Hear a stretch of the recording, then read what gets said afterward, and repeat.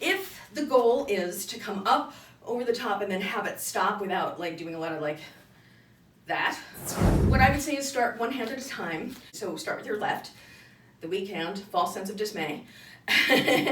From underhand, as you come over the top, what I want you to imagine is as your hand starts peaking the top, you're going to start slowing your hand down, and then as it comes to a stop, you actually lift your hand up to pull some of the extra momentum back into your hand.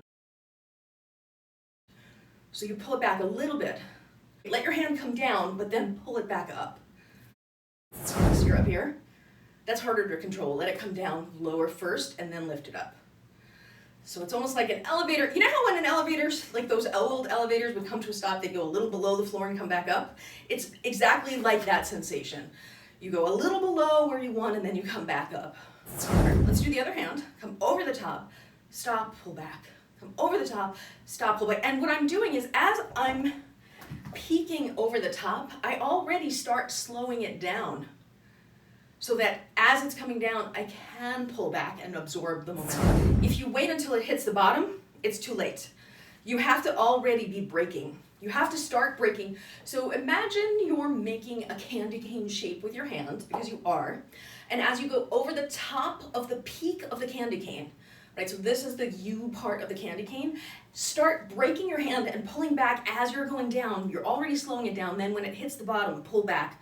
Jerk it a little bit more. You have the U of the candy cane, but you also have to come down the long part of the stick, right? So your hand comes over the top, over the U, but then come down the cane and then pull back. U, cane, pull back. Like if it's doing this, you have to pull it up enough. Wait, hold on. If it's doing this, right, you have to pull it up enough to absorb all of it. You're trying to absorb the energy. That's the point of the pulling back, is absorbing the energy that would normally bounce. You need enough of a U, but you need to also slow it down. It's a lot of different things. It looks so simple, doesn't it?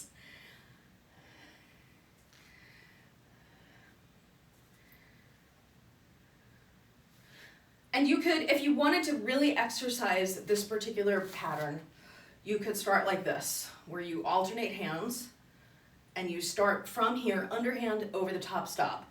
Underhand over the top, stop. Underhand over the top, stop. And this way you're alternating between the hands. And you can see, like if you had one, oh, it's really bad on that side, oh, I should do it again. Then you could do like double on the bad side and single on the good side. Double on the bad side, single on the good side.